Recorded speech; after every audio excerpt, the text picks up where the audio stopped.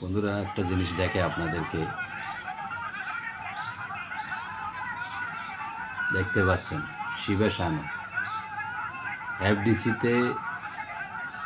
হ্যাঁ, কালকে হচ্ছে শিল্পী সমিতির গতকাল শপথ গ্রহণ ছিল ডিপজল মিশন।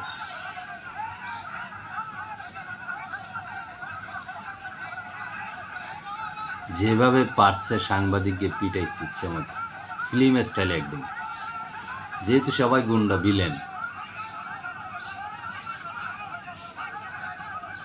জয় চৌধুরী একটা নায়ক বলে, এটা নাকি নায়ক। আচ্ছা, একটা সাংবাদিক সম্মেলন করে তারা বলতেছে যে শিল্পী সমিতি নির্বাচনে তারা নির্বাচিত হয়েছে, তারা শিল্পীদের জন্য অনেক কিছু করবে। সেখানে যে অবস্থাটা দেখলাম কালকে, শেয়ার ভাঙছে কয়েকশো, আর সাংবাদিককে যেভাবে পিটাইছে তারা, মানে এটা আপনি ওখানে যদি থাকতেন আপনিও মেরে খাইতেন, এমন একটা পরিস্থিতি। হ্যাঁ, তো তাদের কাছ থেকে আপনারা কি শিখবেন? তারা কি করবে শিল্পী সমিতি হিসেবে? মার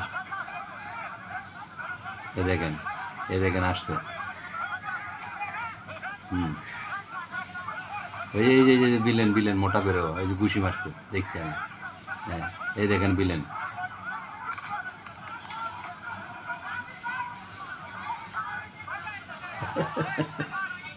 আসলে এটা কি দেখাবো আপনাদেরকে, মানে নিপুণ আক্তার নাকি, আমি তো মনে করি যে এখন নিপুণ আক্তারই ঠিক আছিল শিল্পী সমিতির জন্য। এইসব বোকা, এইসব গান্ডু টাইপের লোক আপনারা শিল্পী সমিতিতে নির্বাচিত করে ফেলছেন। ডিপজল, মিশা, তারপর হচ্ছে রুবেল, যারা শাকিব খানের মতো সুপারস্টারকে কোনো মূল্যায়ন করে না। এবার শাকিব খানকে দেখবেন কি করে, তারা কি করতে চায়, কিছু করতে তো পারবে না ওরে। তারপর হলো আলেকজান্ডার বউ, এগুলো কি নায়ক?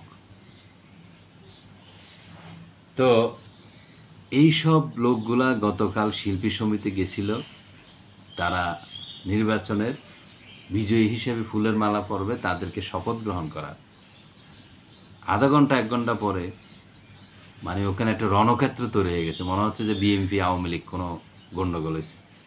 তো শিল্পীদের কাছ থেকে আমরা কি শিখবো? শিল্পীদের কাছ থেকে আমরা কি শিখবো? আসলে এগুলোর কাছ থেকে তো কিছু শেখার নাই। একসময় হয়তো মানুষ দেখতো সিনেমা টিনেমা, আমরাও দেখতাম।